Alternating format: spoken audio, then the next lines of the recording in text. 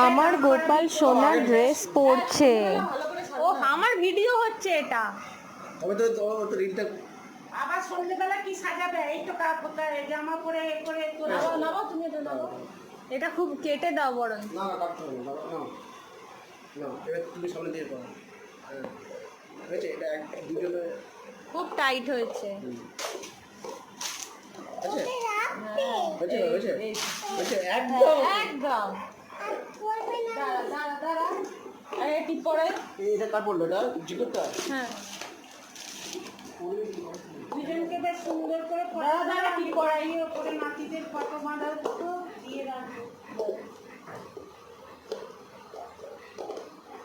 ঠিক আছে দাঁড়া একটা কালো টিপ দিই সাইডে চান মামা করে দিই।